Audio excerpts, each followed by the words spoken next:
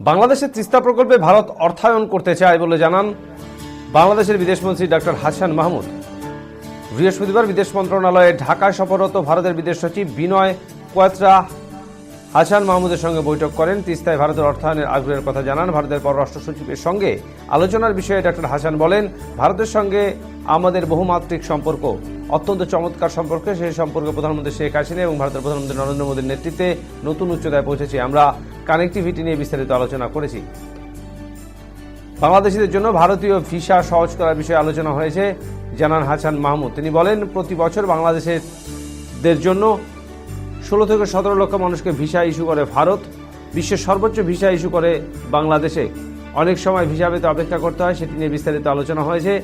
ভারতের বিদেশ সচিব বলেছেন, এখানকার বাংলাদেশের ভারতীয় ভিসা কেন্দ্রে সক্ষমতা বাড়ানোর জন্য তারা আরও লোকবল নিয়োগ করেছে এবং কোনো উদ্ভাবনী প্রক্রিয়া করা যায় কিনা তা দেখা হচ্ছে। অনলাইনের কথা বলা হয়েছে, মানুষ যাতে সহজে ভিসা পায় এই ব্যাপারে কথা হয়েছে। তারা এ বিষয়ে অত্যন্ত আন্তরিক। এর আগে বাংলাদেশের প্রধানমন্ত্রী শেখ হাসিনার সঙ্গে বৈঠক করেছেন ভারতের বিদেশ সচিব বিনয় মোহন কোয়াত্রা। বৃহস্পতিবার সকালে ঢাকার গণভবনে বৈঠকটি অনুষ্ঠিত হয়। প্রধানমন্ত্রীর প্রেস উইং থেকে এ তথ্য নিশ্চিত করা হয়। ঢাকা থেকে হাবিবুর রহমানের রিপোর্ট।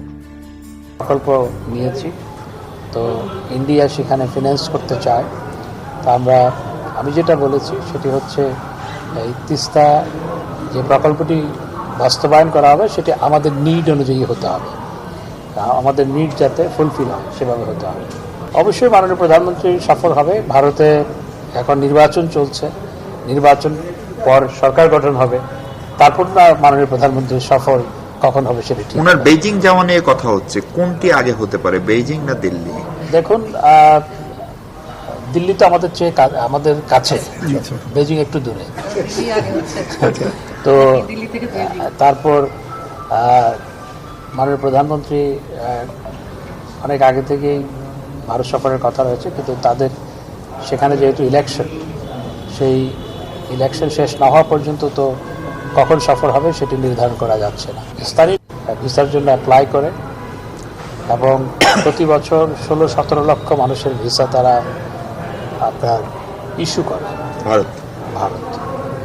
এবং ভারতের বাংলাদেশের হাই কমিশন এবং হাই কমিশন অফিসগুলো highest visa issuing offices in the world for India.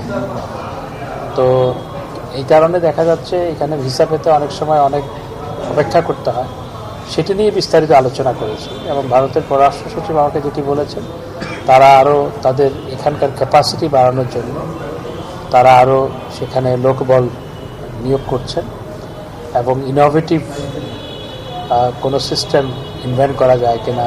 আমি অনলাইনের কথা বলেছি, যে অনলাইনে অ্যাপ্লাই করে তারপর multiple visa, long term visa, সেগুলো নিয়ে আমরা আলোচনা করেছি। অর্থাৎ ভিসা পাওয়াটা এখন যে অনেক ক্ষেত্রে ভিসার জন্য অ্যাপ্লাই